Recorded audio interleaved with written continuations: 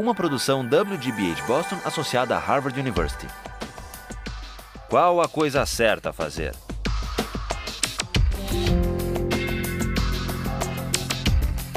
Justice, com Michael Sandel.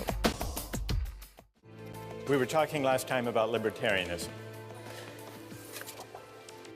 I want to go back to the arguments for and against the redistribution of income. But before we do that, just one word about the minimal state.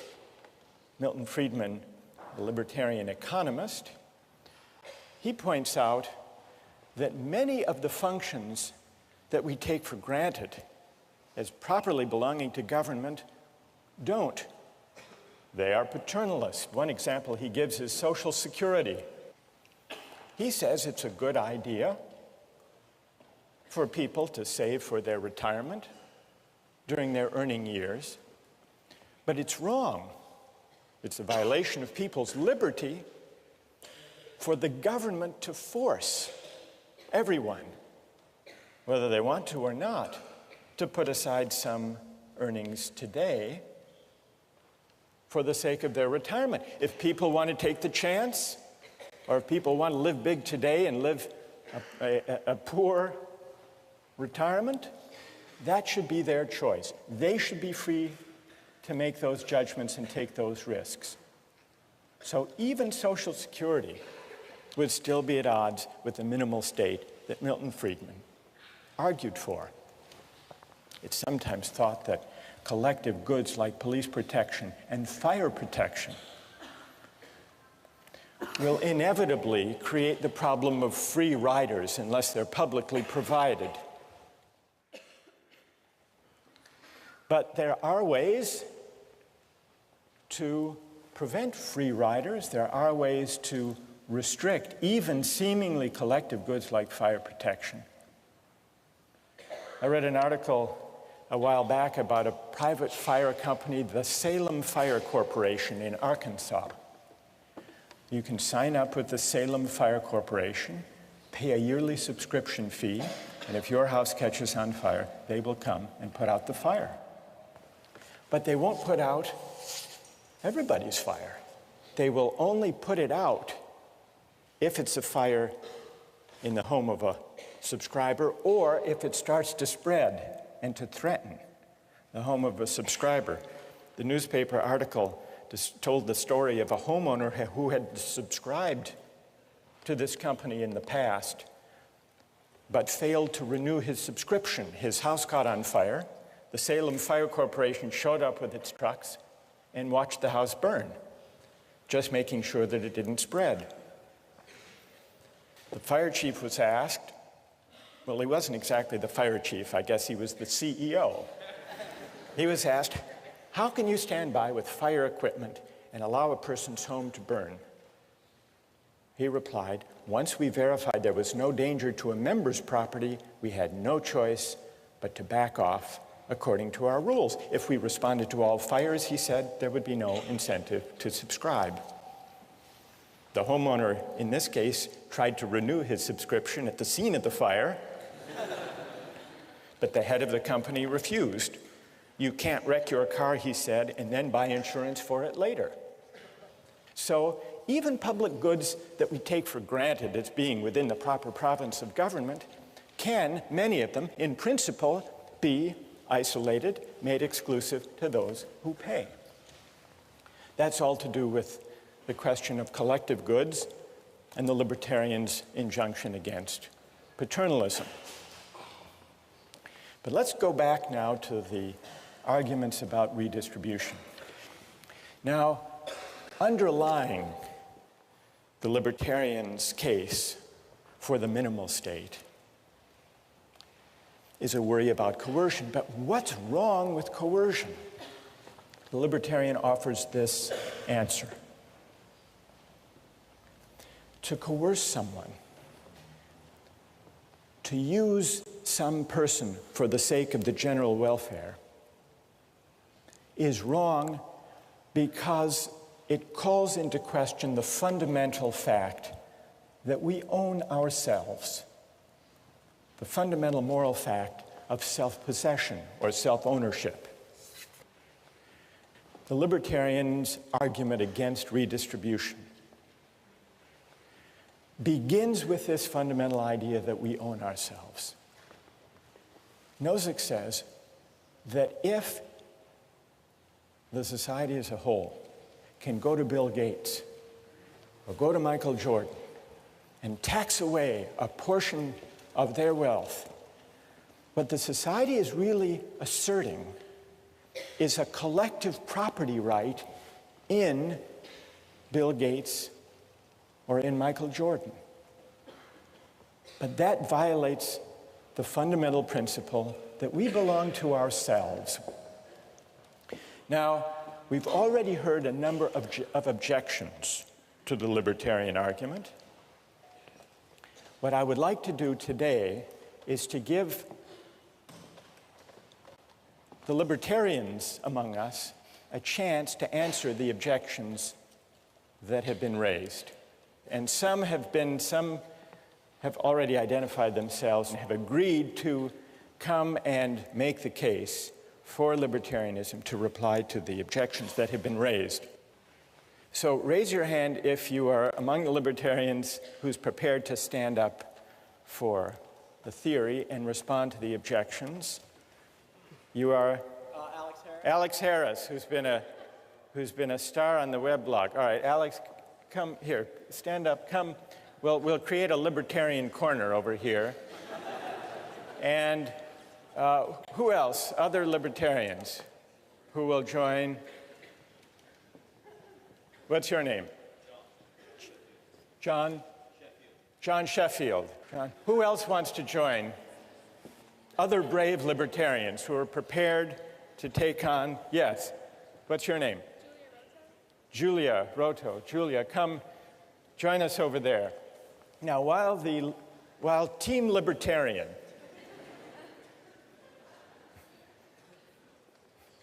Julia, John, Alex, while Team Libertarian is gathering over there, let me just summarize the main objections that I've heard in class and on the website. Objection number one. And here, I'll come down to, I want to talk to Team Libertarian over here. So, objection number one is that the poor need the money more. That's an obvious objection. A lot more than do Bill Gates and Michael Jordan. Objection number two, it's not really slavery to tax, because at least in a democratic society, it's not a slaveholder. It's Congress. It's a democratic. You're smiling, Alex, already. You're confident you can reply to all of these? So taxation by consent of the governed is not coerced. Third, some people have said, don't the successful, like Gates, owe a debt to society for their success that they repay by paying taxes?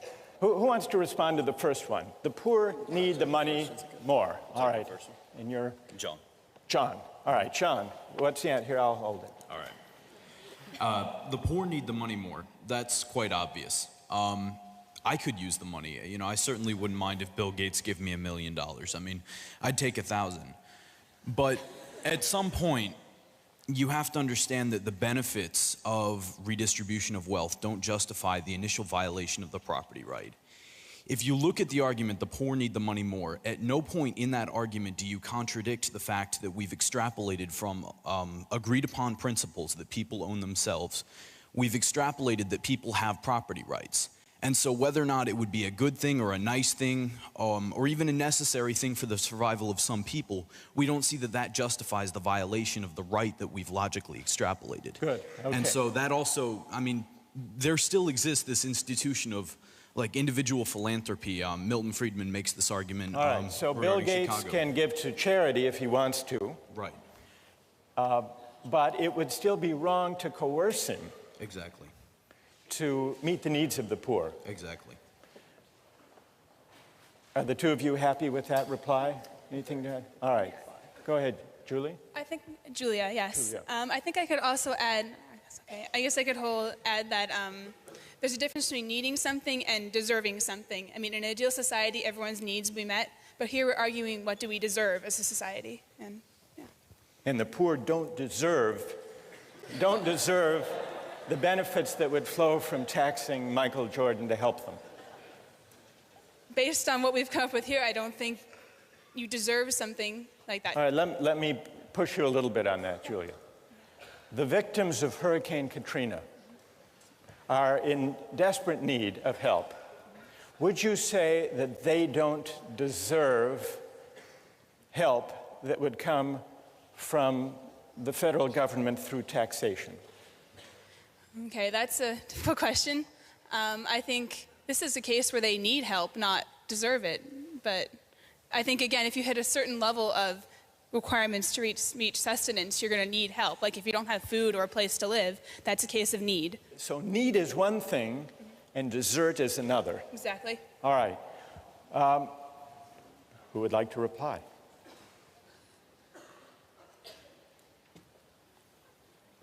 Yes.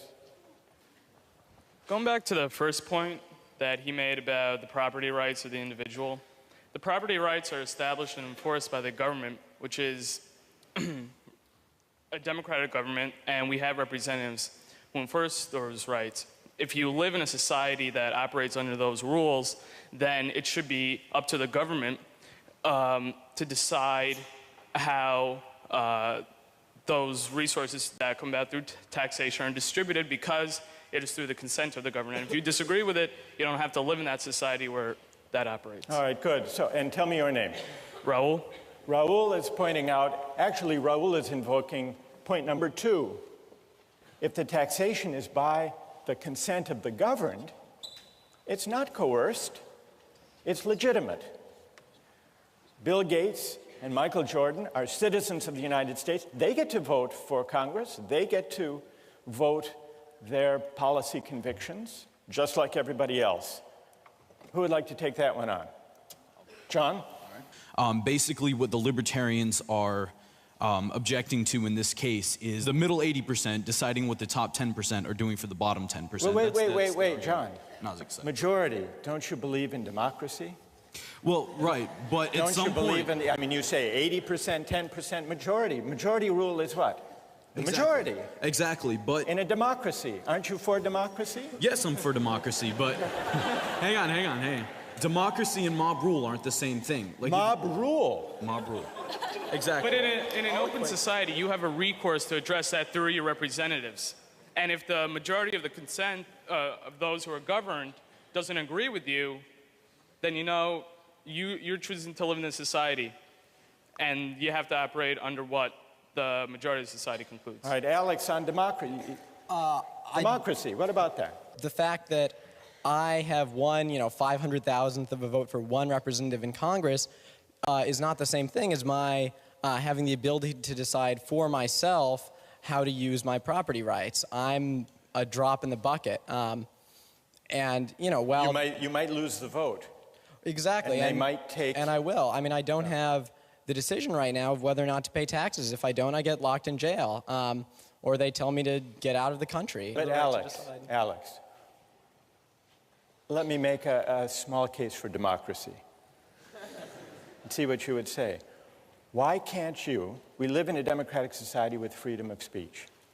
Why can't you take to the hustings, persuade your fellow citizens that taxation is unjust, and try to get a majority? I don't think that people should have to convince 280 million others simply in order to exercise their own rights, in order to not have their self-ownership violated. I think people should be able to do that without having to convince 280 million people. Does that mean you're against democracy as a whole? No, I just believe in a very limited form of democracy, whereby we have a constitution that severely limits the scope of what decisions can be made democratically. All right, so you're saying that democracy is fine, except where fundamental rights are involved. And I think you could win, if you're going on the hustings, let me add one element to the argument you might make. Maybe you could say, put aside the economic debates, taxation. Suppose the individual right to religious liberty were at stake. Then, Alex, you could say on the hustings, surely you would all agree that we shouldn't put the right to individual liberty up to a vote. Yeah, that's exactly right. And that's why we have constitutional amendments and why we make it so hard to amend our Constitution. So you would say that the right to private property, the right of Michael Jordan to keep all the money he makes, at least to protect it from redistribution, is the same kind of right with the same kind of weight as the right to freedom of speech, the right to religious liberty, rights that should trump what the majority wants. Absolutely. The reason why we have a right to free speech is because we have a right to own ourselves, to exercise our voice in any way that we choose. All right, good. All right, so there we, all right, who would like to respond to that argument about democracy being, okay, up there, stand up. I think comparing religion and economics, it's not the same thing. The reason why Bill Gates was able to make so much money is because we live in an economically and socially stable society. And if the government didn't provide for the poorest 10%, as you say, through taxation, then we would need more money for police to prevent crime. And so either way, like, there would be more taxes taken away to provide what you guys call like the necessary things that the government provides. What's your name? Anna? Anna, let me ask you this. Why is the fundamental right to religious liberty different from the right Alex asserts as a fundamental right to private property and to keep what I earn? What's the difference between the two? Because you wouldn't have, you wouldn't be able to make money, you wouldn't be able to own property if there wasn't a socially, like if society wasn't stable. And that's completely different from religion. That's like something personal, something that you can practice on your own in your own home. Whereas like me practicing my religion is not gonna affect the next person. But if I'm poor and I'm desperate, like I might commit a crime to feed my family, and that can affect others. Okay, good, thank you. Would it be wrong for someone to steal a loaf of bread to feed his starving family? Is that wrong? I believe that it is. Let's take a quick poll of the three of you. You say yes, it is wrong. It John? violates property rights, it's wrong. Even to save a starving family? I mean, there are definitely other ways around that, and by justifying... No, hang on, before you laugh at me. That didn't work. Before justifying the act of stealing, you have to look at violating the right that we've already agreed exists, the right of self-possession and the possession of, I mean, your own things. We agree on property rights. All right, we agree at stealing, yeah, so property rights stealing. is not the issue. All right, but... So why is it wrong to steal even to feed your starving family? Sort of the original argument that I made in the very first question you asked. The benefits of an action don't make the action just. Do you want, what would you say, Julia? Is it all right to steal a loaf of bread to feed a starving family, or to steal a drug that your child needs to survive? I think I'm okay with that, honestly. Even from a libertarian standpoint, I think that, okay, saying that you can just take money arbitrarily from people who have a lot to go to this pool of people who need it, but you have an individual who's acting on their own behalf to kind of save themselves. I mean, I think you said from the idea of like self-possession, they're also in charge of protecting themselves and keeping themselves alive. So therefore, even from a libertarian standpoint, that might be okay. All right, that's good. That's good. All right, what about number 3 up here? Isn't it the case that the successful, the wealthy, owe a debt? They didn't do that all by themselves. They had to cooperate with other people. That they owe a debt to society, and that's expressed in taxation. You want to take that on, Julie? Okay, this one, I believe that there is not a debt to society in the sense that how did these people become wealthy? They did something that society valued highly, something that society has already been providing for them. If anything, I think everything's canceled out. They provided a service to society, and society responded by somehow they got their wealth. So Well, so be concrete. In the case of Michael Jordan, some, I mean, to illustrate your point, there were people who helped him make the money, the teammates, the coach, people who taught him how to play. But you're saying, but they've all been paid for their services. Exactly. And society derived a lot of benefit and pleasure from watching Michael Jordan play. I think that's how he paid his debt to society. All right, good. Who would anyone like to take up that point? Yes. I think that there's a problem here with that we're assuming that a person has self-possession when they live in a society. I feel like when you live in a society, you give up that right. I mean, technically, if I want to personally go out and kill someone because they offend me, that is self-possession. Because I live in a society, I cannot do that. I think it's kind of equivalent to say, because I have more money, I have resources that can save people's lives. Is it not okay for the government to take that from me? It's self-possession only to a certain extent because I'm living in a society where I have to take account of the people around me. So are you questioning, what's your name? Victoria. Victoria, are you questioning the fundamental premise of self-possession? Yes. I think that you don't really have self-possession if you choose to live in a society because you cannot just discount the people around you.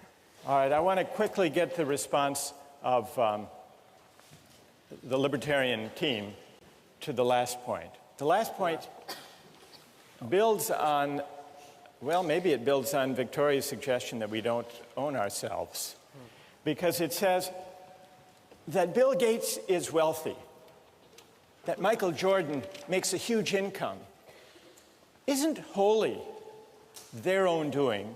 It's the product of a lot of luck. And so we can't claim that they morally deserve all the money they make. Who wants to reply to that? Alex?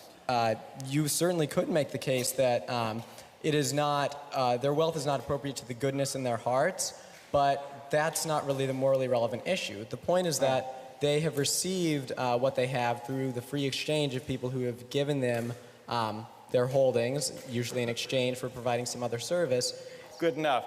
I want to try to sum up what we've learned from this discussion, but first let's thank John, Alex, and Julia for an excellent, a really wonderful job.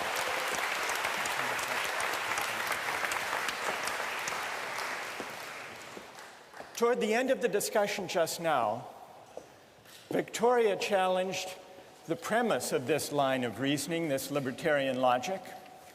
Maybe, she suggested, we don't own ourselves after all. If you reject the libertarian case against redistribution, there would seem to be an incentive to break into the libertarian line of reasoning at the earliest, at the most modest level, which is why a lot of people disputed that taxation is morally equivalent to forced labor. But what about the big claim, the premise, the big idea underlying the libertarian argument? Is it true that we own ourselves? Or can we do without that idea and still avoid what libertarians want to avoid, creating a society and an account of justice where some people can be just used for the sake of other people's welfare or even for the sake of the general good? Libertarians combat the utilitarian idea of using people as means for the collective happiness by saying the way to put a stop to that utilitarian logic of using persons is to resort to the intuitively powerful idea that we are the proprietors of our own person. That's Alex and Julia and John and Robert Nozick. What are the consequences for a theory of justice and an account of rights of calling into question the idea of self-possession? Does it mean that we're back to utilitarianism and using people and aggregating preferences and pushing the fat man off the bridge? Nozick doesn't himself fully developed the idea of self-possession. He borrows it from an earlier philosopher, John Locke. John Locke accounted for the rise of private property from the state of nature by a chain of reasoning very similar to the one that Nozick and the libertarians use. John Locke said, private property arises because when we mix our labor with things, unowned things, we come to acquire a property right in those things. And the reason is that we own our own labor. And the reason for that, we are the proprietors, the owners of our own person. And so in order to examine the moral force of the libertarian claim that we own ourselves, we need to turn to the English political philosopher John Locke and examine his account of private property and self-ownership. And that's what we'll do next time.